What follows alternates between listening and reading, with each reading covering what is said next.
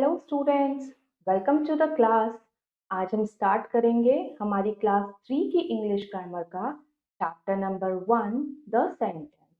तो let's start the chapter. Chapter number 1 the sentence. Read and understand, पढ़ते हैं और समझते हैं। First, sky the in fly birds. Second, forest the in roars lion the. Third, house have old and I. Fourth, dolls playing are with girls the. The above groups of words do not make any sense. Now read these group of words in the following way. ऊपर आपने कुछ words का group पढ़े हैं जिनका कोई meaning नहीं है, जिनको पढ़कर आपको खुद समझ नहीं आ रहा है कि वो क्या कहना चाह रहे हैं। अभी हम नीचे कुछ और ग्रुप पढ़ते हैं वर्ड्स के। First, birds fly in the sky. Second, the lion roars in the forest. Third, I have an old house. Fourth, the girls are playing with the dolls. Now, above group of words are making their sense because these words are arranged in a proper order. अब ये जो यहाँ पर हमने group of words देखे हैं, इनका कोई मीनिंग है। इनको पढ़ने से हमें पता चल रहा है कि इनकी कोई सेंस है, ये हमें कोई मीनिंग प्रोवाइड कर रहे हैं। क्यों? क्योंकि यहाँ पर जो वर्ड्स हैं वो एक प्रॉपर ऑर्डर में अरेंज्ड हैं। Hence they are sentences. Thus we can say, इसीलिए इनको हम कहेंगे सेंटेंसेस। A group of words which makes it sense is called the sentence. Words का वो ग्रुप जिसका कोई सेंस हो, कोई मीनिंग हो, उसे हम कहते हैं sentence. Kinds of sentence, sentence के काइंड्स देखते हैं। रीड एंड अंडरस्टैंड, पढ़ते हैं और समझते हैं। First, Ayan plays hockey. Second, does Ayan play hockey? Third, Ayan play hockey. Fourth, what Ayan plays hockey. यहाँ पर 4 सेंटेंसेस दिए हैं, ये सब अलग अलग टाइप के हैं। जैसे the sentence 1 affirms a statement, the second sentence asks a question, third sentence gives a command and fourth sentence denotes an exclamation. इन चारों सेंटेंसेस में क्या क्या है? फर्स्ट सेंटेंस तो एक सिंपल सी स्टेटमेंट है कि अयान हॉकी खेलता है। सेकंड में क्वेश्चन पूछा गया है कि क्या अयान हॉकी खेलता है। थर्ड सेंटेंस में अयान को एक ऑर्डर दिया गया है कि अयान हॉकी खेलो। और फोर्थ में एक एक्सक्लेमेशन है कि हम चौंक गए कि अच्छा अयान हॉकी खेलता है। तो इस तरीके से ये जो चारों सेंटेंस हैं ये अलग अलग टाइप के हैं। Thus the sentences are of 4 types. इसीलिए हम कह सकते हैं कि जो सेंटेंसेस हैं उनके 4 टाइप्स होते हैं। First, assertive sentence. Second, interrogative sentence. Third, imperative sentence. Fourth, exclamatory sentence. तो सबसे पहले हम डिटेल में पढ़ते हैं assertive sentence. A sentence that gives a statement or assertion is called the assertive sentence. वो सेंटेंस जो एक स्टेटमेंट या एक assertion देते हैं उन्हें हम कहते हैं assertive sentence. An assertive sentence always ends with a full stop. जो assertive sentence होते हैं वो हमेशा किससे एंड होते हैं? फुल स्टॉप, मतलब उनके लास्ट में हम हमेशा फुल स्टॉप लगाते हैं। Example, I am an engineer एक सिंपल सी स्टेटमेंट है और लास्ट में फुल स्टॉप लगा है। The dog barks at the stranger, यहाँ पर भी एक सिंपल स्टेटमेंट है और लास्ट में फुल स्टॉप है। assertive sentence can affirms or negates a statement. जो assertive sentence होते हैं उसमें पॉजिटिव और नेगेटिव दोनों तरीके के स्टेटमेंट हो सकते हैं। जैसे मदर कुक्स फूड, ये तो अफर्मेटिव है, ये तो पॉजिटिव स्टेटमेंट है। Mother does not cook food, ये भी एक स्टेटमेंट ही है पर ये नेगेटिव स्टेटमेंट है, तो इसमें ये हो गई negative statement. Thus, the assertive sentence are of 2 types. तो इसीलिए assertive sentence के 2 तरीके होते हैं, 2 टाइप्स होते हैं। एक होता है affirmative sentence, एक होता है negative sentence। A affirmative sentence. A sentence that affirms a statement is called the affirmative statement. वो सेंटेंस जो एक स्टेटमेंट को अफर्म करता है, मतलब पॉजिटिव होती है जो, तो वो कहलाती है affirmative statement. Example, I write a letter, father goes to office, ये दोनों ही एफर्मेटिव सेंटेंस हैं। B, negative sentences, a sentence that negates a statement is called the negative sentence. वो सेंटेंस या वो स्टेटमेंट जो नेगेटिव होती है, जिसमें नो या नॉट का यूज होता है, उसे हम कहते हैं नेगेटिव सेंटेंस। एग्जाम्पल्स हैं, I do not write a letter, father does not go to office. अब सेकेंड टाइप हम देखते हैं सेंटेंस का, interrogative sentence. A sentence which ask a question is called the interrogative sentence. An interrogative sentence always ends with a question mark. जिस सेंटेंस में कोई question पूछा जाता है उसे हम कहते हैं इंटेरोगेटिव सेंटेंस। और इंटेरोगेटिव सेंटेंस हमेशा किससे एंड होता है? क्वेश्चन मार्क से। इंटेरोगेटिव सेंटेंस के लास्ट में हमेशा क्वेश्चन मार्क लगा होता है। Examples, who are you, do you play cricket. हम कोई भी अगर क्वेश्चन पूछ रहे हैं तो वो किस तरीके का सेंटेंस है? Interrogative. Third type, imperative sentence. A sentence that denotes an advice, an order, or a request is called the imperative sentence. वो sentence जिसमें हम कोई advice दे रहे हैं, कोई order दे रहे हैं या कोई request कर रहे हैं, इस तरीके के sentence होते हैं imperative sentence. An imperative sentence always ends with a full stop और imperative sentence भी हमेशा full stop से ही end होते हैं। एग्जाम्पल्स, कम हेयर, हमने किसी को ऑर्डर दिया कम हेयर, इधर आओ। नेवर टेल अ लाई, हम कोई एडवाइस दे रहे हैं। तो ये सब किस सेंटेंस के टाइप हैं? Imperative sentence. Fourth, exclamatory sentence. A sentence that expresses a strong sudden wish or feeling is called the exclamatory sentence. वो सेंटेंस जो कोई विश को शो कर रहे हैं या किसी फीलिंग को शो कर रहे हैं, वो सेंटेंसेस कहलाते हैं एक्सक्लेमेटरी सेंटेंस।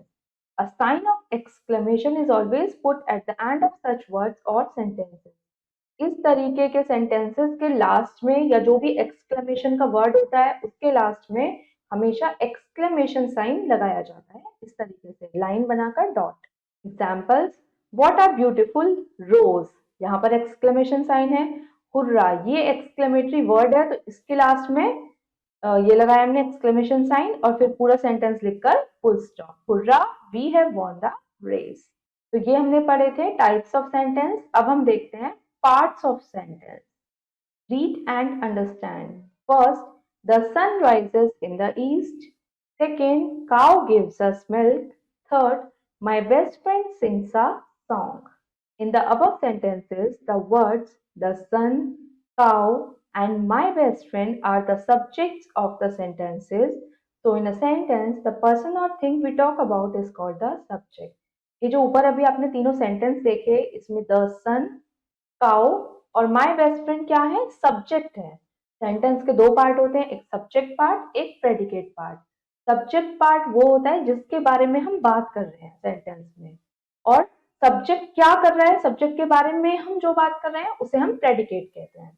तो यहाँ पर हम सन के बारे में बात कर रहे हैं, काउ के और माय बेस्ट फ्रेंड, तो ये तीनों क्या है?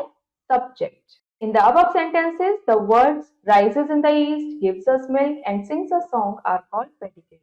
और जो ये बाकी के वर्ड्स हैं, rises in the east, gives us milk, sings a song, ये हम बता रहे हैं कि सब्जेक्ट क्या कर रहा है, तो ये सब है predicates. So the words that tell us what is said about the subject is called the predicate. Thus we divide the above sentences into subject and predicate. तो इसी तरीके से हम जो ऊपर सेंटेंसेस गिवन हैं उन्हें दो पार्ट में डिवाइड कर सकते हैं, एक पार्ट सब्जेक्ट होगा और एक प्रेडिकेट। यहाँ पर देखते हैं subject part, predicate part. The sun, sun के बारे में बात कर रहे हैं हम तो सन सब्जेक्ट होगा, और सन के बारे में हम क्या बात कर रहे हैं? Sun rises in the east, तो ये प्रेडिकेट होगा। Cow is subject, gives us milk is predicate, my best friend is subject, sings a song is predicate. Forget me not, अब हम कुछ इंपॉर्टेंट नोट्स देख लेते हैं। A sentence begins with a capital letter, sentence हमेशा capital letter से begin होता है। A sentence ends with a full stop, question mark और a sign of exclamation. Sentence के लास्ट में या तो फुल स्टॉप आएगा या क्वेश्चन मार्क आएगा या एक्सक्लेमेशन साइन आएगा। A sentence must have a verb. Sentence में एक वर्ब जरूर होती है। Now it's time to answer. A. Darken the correct option in the OMR sheet. OMR sheet में हम correct answer को mark करेंगे. First, a group of words that makes its sense is called the. Word का वो group जो एक sense provide करता है उसे हम क्या कहते हैं? Sentence. A. Next, the sentence are of types. Sentence कितने types के पढ़े हमने अभी? 4. Assertive, imperative, interrogative and exclamatory. 4. B. Next, an assertive sentence ends with a. Assertive sentence के last में क्या आता है? Full stop. C. Next, what is said about the subject is called the. Subject के बारे में जो बोला जाता है उसे हम क्या कहते हैं? Predicate. B. Second, B exercise. Take the meaningful sentences and cross the meaningless sentences. जो भी meaningful sentences हैं उन्हें टिक करेंगे और जो meaningless हैं जिनका कोई meaning नहीं है उन्हें cross करेंगे. First, go to market day. ये meaningless है, cross. He plays cricket. ये ठीक है, ये correct है तो इसको टिक करेंगे. Come here. ये भी correct है. Dancer is she. ये बिल्कुल मीनिंगलेस है तो इसको क्रॉस करेंगे. What a beautiful sea. ये भी करेक्ट है तो इसको भी करेक्ट करेंगे. Now C exercise. Make sentences of the following groups of words. यहाँ पर आपको कुछ ग्रुप्स ऑफ वर्ड्स दिए हैं. आपको इन ग्रुप्स को प्रॉपर ऑर्डर में अरेंज करके एक मीनिंगफुल सेंटेंस लिखना है. तो फर्स्ट आप देखिए, इज अ पेन इट. तो इससे क्या सेंटेंस बन सकता है? इट is a pen और लास्ट में full stop. Second, father his a doctor is. तो इसका बन सकता है his father is a doctor.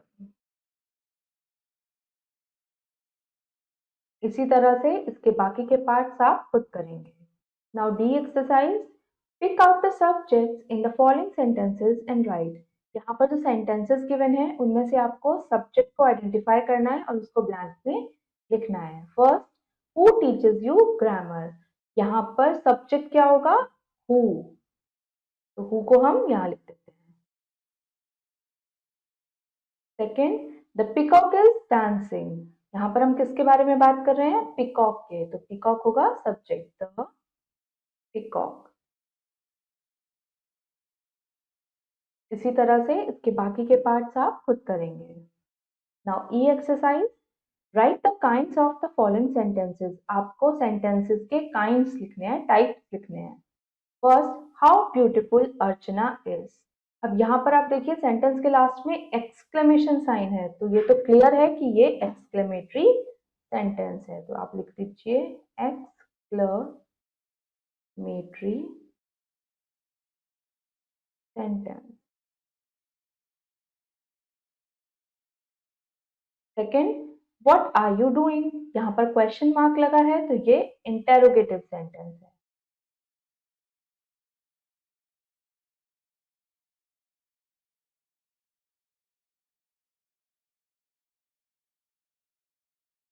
Next, please give me your book. यहाँ पर हम एक रिक्वेस्ट कर रहे हैं तो ये इम्पेरेटिव सेंटेंस है.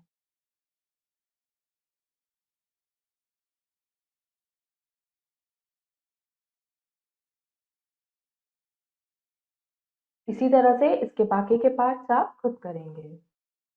Now next exercise. Right suitable subject in the blank. यहाँ पर कुछ सेंटेंसेस गिवन है जिनके सब्जेक्ट मिसिंग है तो आपको सेंटेंस को पढ़ के उसको एक सुटेबल सब्जेक्ट प्रोवाइड कराना है. First, dash shines in the sky. तो यहाँ पर हम क्या लिख सकते हैं? कौन स्काई में शाइन करता है? द सन. यहाँ पर हम ये सब्जेक्ट ऐड कर सकते हैं इसमें. Second, dash is a beautiful bird. तो यहाँ पर हम क्या लिख सकते हैं? Peacock. Peacock is a beautiful bird. इसी तरह से इसके बाकी के पार्ट्स आप खुद करेंगे. Now next exercise. Complete the following sentences by adding a suitable predicate. यहाँ पे आपको सब्जेक्ट गिवन है और आपको इनका प्रेडिकेट लिखकर सेंटेंस को कंप्लीट करना है। जैसे फर्स्ट है लोटस, तो लोटस के लिए हम क्या लिख सकते हैं? Lotus is our national flower.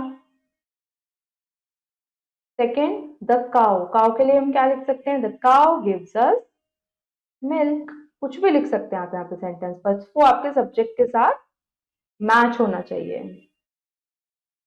इसी तरह से इसके बाकी के पार्ट्स आप खुद करेंगे। हमारा चैप्टर नंबर 1 यहाँ फिनिश हो गया है। होपफुली स्टूडेंट्स आपको ये चैप्टर अच्छे से समझ आया होगा। अब हम मिलेंगे अपने नेक्स्ट वीडियो में। Thank you and have a nice day.